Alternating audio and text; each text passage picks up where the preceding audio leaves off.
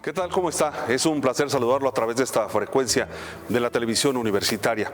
Estamos en el Museo de la Revolución en la Frontera, el MUREF, anteriormente el Museo de la Exaduana.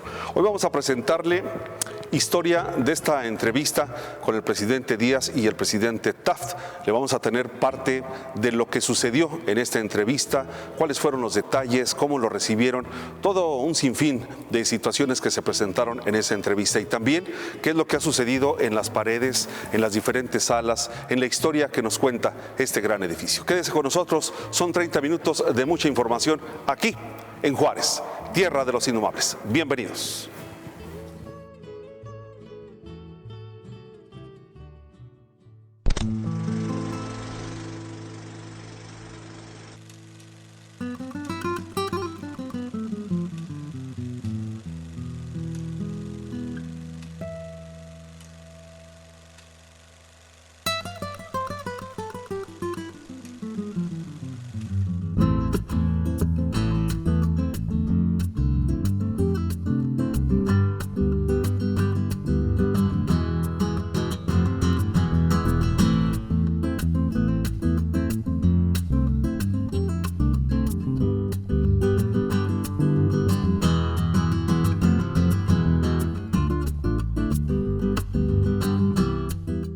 Vamos a cumplir 130 años del edificio.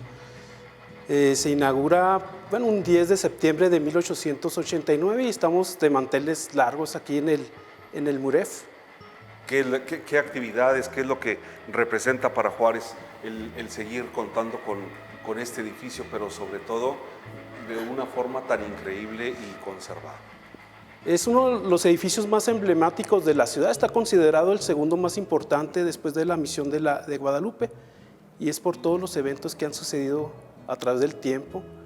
Tenemos la entrevista a Díaz-Taft, cuartel militar de Villa en 1913, presidencia de la República Temporal Revolucionaria con Madero en 1911 y en el 14 estuvo Carranza despachando como presidente provisional revolucionario, por eso la importancia del lugar en el que nos encontramos. Estamos hablando de 1885, estaba llegando el último tramal del ferrocarril cuando Juárez se llamaba Paso del Norte y tenían que tener un lugar para revisar las mercancías que entraban y salían del país.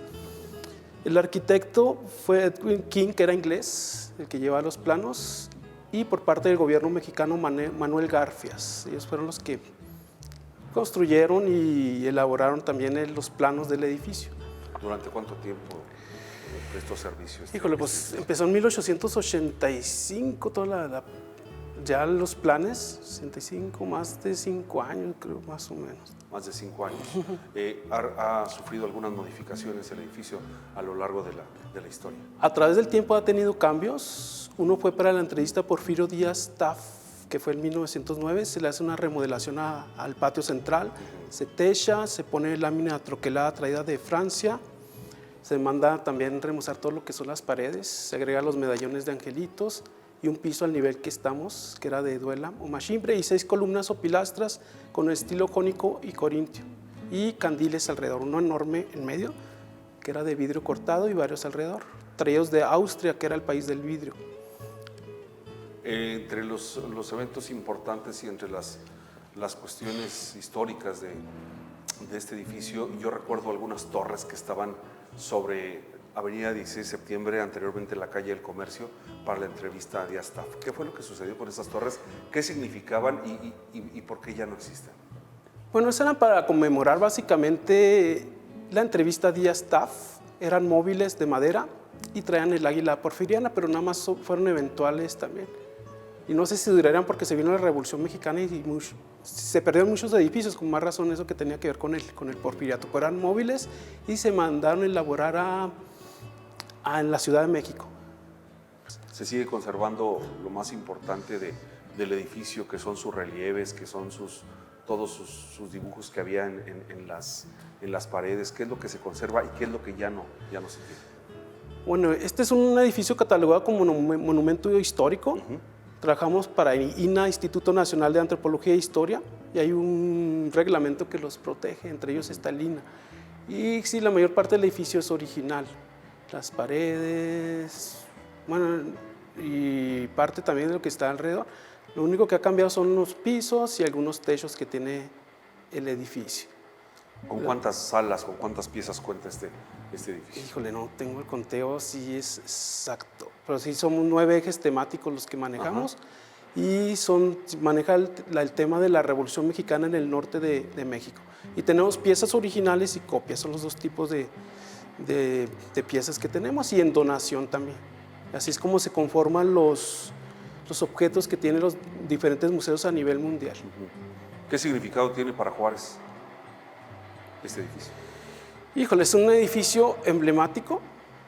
Incluso este lugar lo escogen para que fuera la Presidencia de la República porque era un lugar donde se recababa el dinero. Aquí está la Secretaría de Hacienda. Por eso lo escoge Villa, Madero, Carranza, incluso que estuvo la gubernatura con don Abraham González. Por eso la importancia del edificio. Y es un referente también icónico que habla sobre la Revolución Mexicana también. Por eso el nombre del MUREF, Museo de la Revolución en la Frontera. Creo que hay pocos museos en México con estas características y con esta temática que se maneja aquí. En el exterior vemos que pues siguen las torres arriba del edificio, las rejas, son las originales, son las puertas originales, las ventanas con lo que se sigue resguardando este edificio. Sí, se conserva el portón principal de la entrada. Incluso ahí hay hasta como un balazo también de la época de la Revolución. Sí. Toda la estructura del edificio es original, aquí está alrededor también.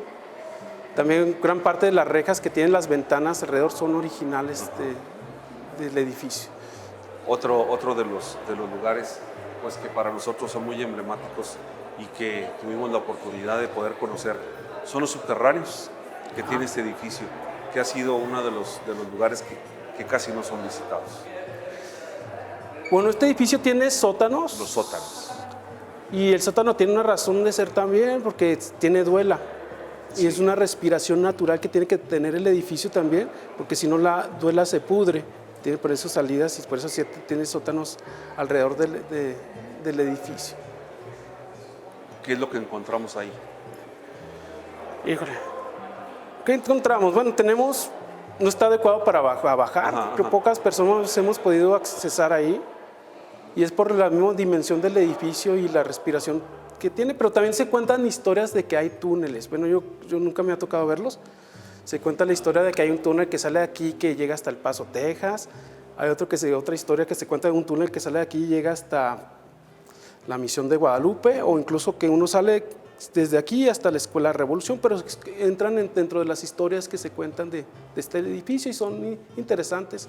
Yo cuando doy mis visitas guiadas también lo menciono, porque es un atractivo también del edificio. Está apostado dentro de un diámetro donde está Misión de Guadalupe, donde está lo que era la expresidencia, hoy el Centro Municipal de las Artes, y que anteriormente en un inicio fue el llamado Presidio, y bueno, está la exaduana.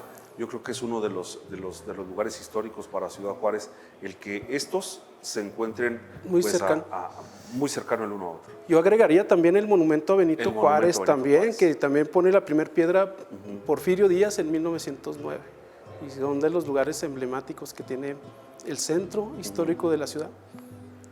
El área de ¿cómo le llamaban? La casa de los metales. La garita de los metales. A ver, ¿qué pasa con esta? Bueno, ¿qué historia es la de esta garita de metales? Tenían que tener un lugar donde se revisaban los metales que entraban y salían del país. Aquí estaba la Zarco, incluso era la segunda chimenea más alta del mundo, creo que la primera estaba en Alemania para esa época.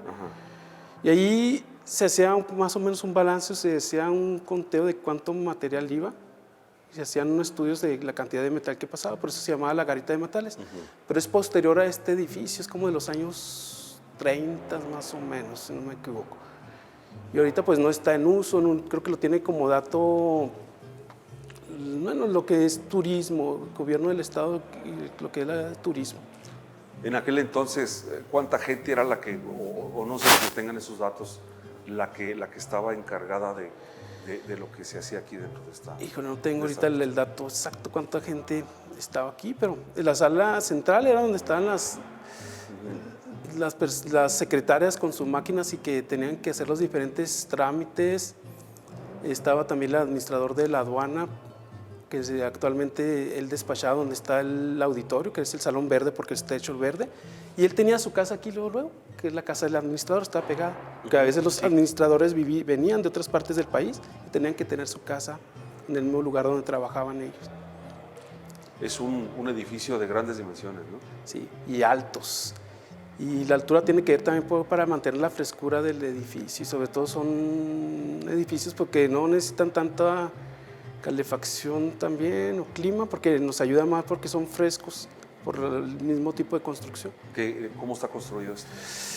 Este edificio es de los primeros, bueno, está construido a base de ladrillo y es de los primeros edificios construidos de ladrillo cuando Juárez se llamaba Paso del Norte. Incluso se cuenta que el mismo ladrillo se elaboró aquí mismo. Y eso, bueno, y también pues cemento, que se manejó mucho lo que es el metal también y la madera. Y es interesante porque la mayor parte de las casas de Juárez de esa época, de 1889, eran de adobe. Y este está considerado uno de los primeros edificios construidos a base de ladrillo. Bueno, una historia. Cuando se firman los tratados de Ciudad Juárez, se cuenta que al celador se le olvidan las llaves, duran hasta altas horas de la noche afuera, ahí por el portón, por la 16 de septiembre, en esa época se llama Calle del Comercio, alumbrados con el faro de un carro, ahí se firman los tratados de Ciudad Juárez y eso es una de las anécdotas que se cuentan de este edificio. Así, yo creo que va a haber muchas más también, pero es la que me acuerdo yo ahorita. ¿Qué pasa con la gente que viene y visita este museo? ¿Qué es lo que dice al encontrarse con este lugar, con muchas cosas que nos hacen recordar el gran arraigo que tenemos por esta parte? Está haciendo una pregunta muy importante. Aquí nos llegan visitantes de todas partes, incluso del mundo también, de Estados Unidos, y ellos nunca piensan que se van a encontrar con un edificio de este tipo tan bonito, se quedan maravillados cuando entran y se toman muchas fotos, sobre todo en lo que es Sala Central o con Pancho Villa. Dicen que la verdad el centro está muy descuidado y viene siendo como una flor en el desierto este edificio, así lo veo yo. Y mucha gente la que viene se queda maravillada y sobre todo que está muy limpio y acondicionado. ¿Qué representa para usted ser promotor del INAH, pero sobre todo ser promotor de este edificio? Híjole, es un orgullo muy grande que no me cabe en el pecho, pertenecer al INAH, ser de Ciudad Juárez y trabajar para el MUREF. Y sobre todo, pues ser un servidor público, que nosotros somos servidores públicos y apoyamos a escuelas o lo que es la cultura básicamente. Apoyamos desde niños de preescolar hasta universitarios o personas que nos llegan de otras partes. Incluso hemos dado visitas al ejército mexicano, al ejército de Estados Unidos también. He atendido hasta directores de cine, en fin, muchas cosas. Incluso a mí me toca también promover ciclos de cine aquí en el museo, talleres. Vamos a tener los talleres de mayo también aquí en el MUREF. ¿Se llega a tomar la historia como propia? Si se la apropia uno, y más si uno es juarense, se tiene que apropiarlo y eso lo tiene que transmitir a uno a los demás y verlo con gusto, con arraigo y transmitírselo a las personas que vienen aquí y a los pequeños que son las nuevas generaciones también.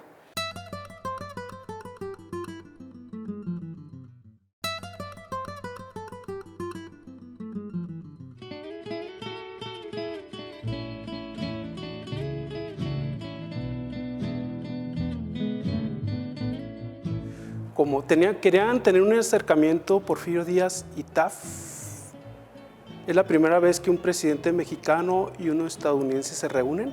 Hubo una reunión primero en las oficinas de comercio del Paso, Texas, por la mañana, ya por la tarde aquí en la aduana fronteriza.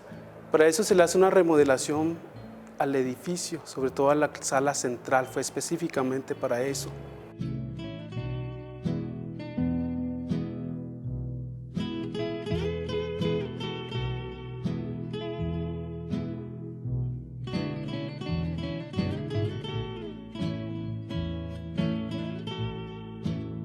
Cada presidente traía su tren. Díaz llegó en su tren presidencial, se estaciona aquí cerca, lo que ahora es la avenida Ferrocarril, igual que Taft, ambos viajaron en tren. Traía su camarote especial también Díaz, incluso ahí en ocasiones pernoctaba él también. Dice que se trajo la vajilla de Maximiliano de Habsburgo en el tren presidencial y ahí se da la comida de los dos presidentes, Porfirio Díaz y Taft. Se cuenta, bueno, aquí tenemos el menú original. Como podemos ver, pues se sirvieron un martini cóctel frappé, café, cigarros y la bebida que es muy francesa, que es el champán.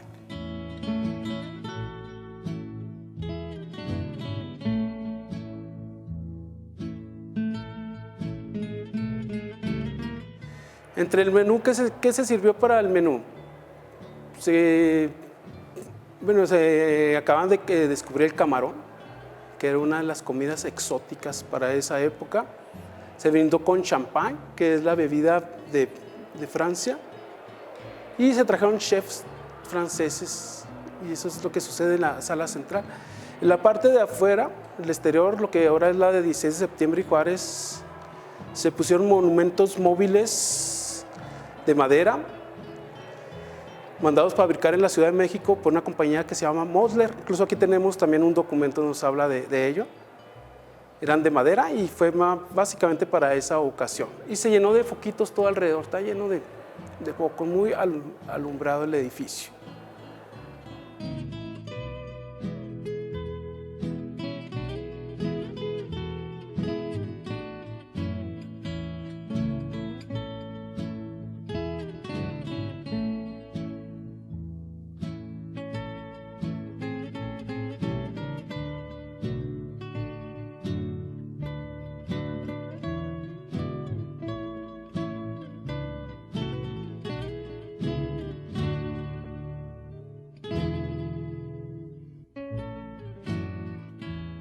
¿Cuál era el objetivo principal de esta reunión y cuál era el significado político para los dos países?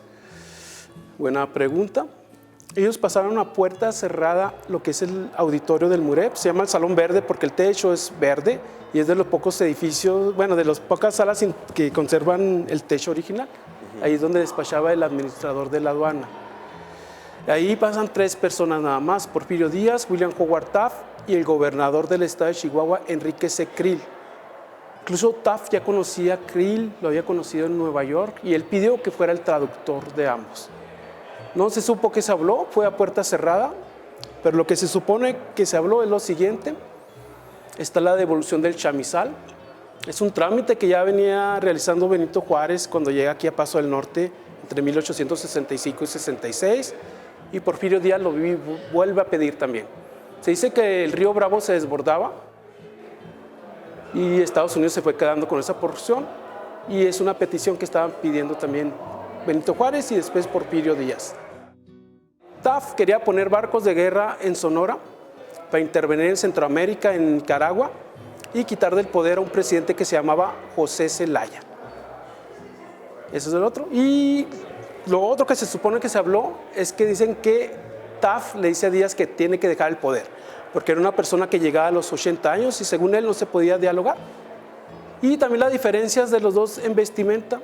Porfirio Díaz venía vestido como general, con todas las condecoraciones que había ganado en batallas, incluso participó en la batalla del 5 de mayo, fue el héroe el 2 de abril, y Taft también pues era una persona que se vestía más sencilla, un liberal, los dos eran liberales, y se dice que ese es un enojo de Taft con Díaz, yo te estoy recibiendo como un liberal y tú me estás recibiendo como si fuera un rey. Y ahí empiezan las diferencias entre ambos también.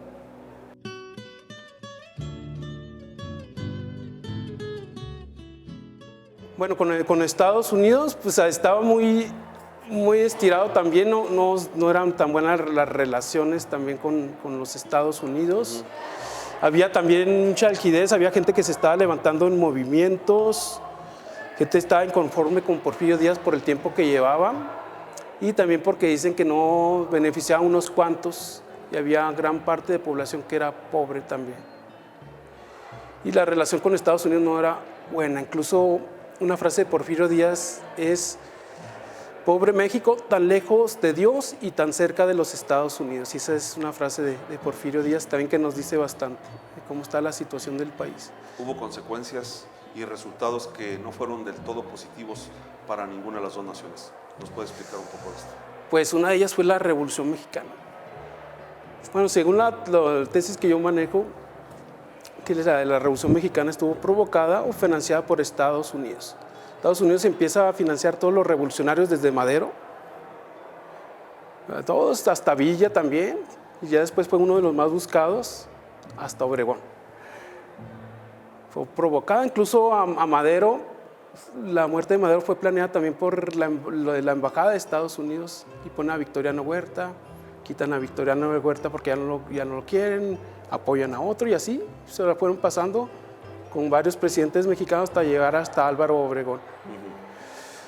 Porfirio Díaz pues se tiene que exiliar, se va en un barco que es el Ipiranga con bandera alemana y muere en París, Francia, y está enterrado en el Panteón Montparnasse, donde se encuentra ahí. Y esos son algunos de de lo que nos dejó también la entrevista. Se puede decir que aquí se gesta lo que fue la Revolución Mexicana. Por eso también Ciudad Juárez es cuna de la Revolución, y de ahí empieza todo lo que es el proceso revolucionario. Tenemos la firma del tratado en aquel momento, que también fue una de las cuestiones por las cuales pues hubo un evento tan importantísimo para nuestra nación. ¿Qué decía ese documento al momento de la firma de los dos? Bueno, se estaba pidiendo que se reconstruyera el país porque se tenían que arreglar los caminos, que se tenía que poner un presidente temporal. Y eso es básicamente lo que mencionaba el documento, los tratados de Ciudad Juárez. Y ahí también empiezan las diferencias de dos revolucionarios. Ahí se molesta Zapata con Madero y Pascual Orozco. Incluso Zapata llegó a decirle a Madero que era un vendepatrias porque no había cumplido con los tratados de Juárez y con el plan de San Luis. Y empiezan las diferencias entre ambos. También es muy difícil reconstruir un país después de una guerra. Se tienen que arreglar caminos, puentes, crear fuentes de empleo, y de la noche a la mañana pues no se puede lograr eso, pero yo creo que ya están desesperados ellos y le están exigiendo a Madero que cumpliera. Incluso estaban proponiendo que el próximo presidente de México fuera Orozco, en los planes que elaboran ellos, que es el plan de Ayala, y Orozco elabora su plan, que es el de la empacadora también, porque se firma una empacadora de carne. Pero en ambos planes le declaran la guerra a Madero.